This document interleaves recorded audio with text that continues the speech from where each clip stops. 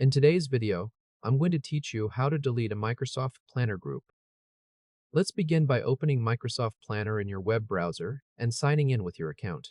Once you're in, you'll land on your main dashboard, which gives you an overview of everything in Planner. Now look over to the left sidebar and click My Plans.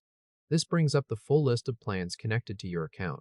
From that list, find and click the plan you want to work with. In this case, the plan being used is called Archive Cleanup Demo, so go ahead and select yours. With the plan open, the next thing to do is open the plan's group settings. To do that, look at the very top of the plan, right next to the plan name, and click the More Actions down arrow. A drop-down menu will appear. From this menu, click Plan Details. A Plan Details pane will slide open on the side. Inside that pane, you'll notice a few tabs. Click the Group tab to switch over to the group settings. Now we're ready to delete the planner group itself. Scroll down toward the bottom of the Group tab, and there you'll find the option labeled Delete this group. Click it to start the deletion process. Once you click that, a confirmation area will appear. You'll see a confirmation checkbox stating that you understand the group and its content will be deleted.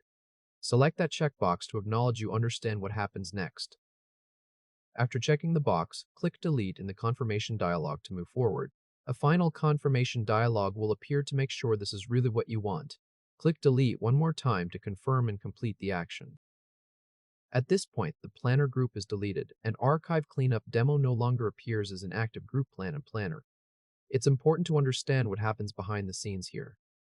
The group and its related content now enter Microsoft's 30-day deleted group recovery window.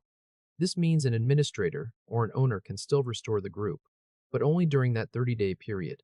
After that window closes, the group and everything inside it are gone for good. And that's it.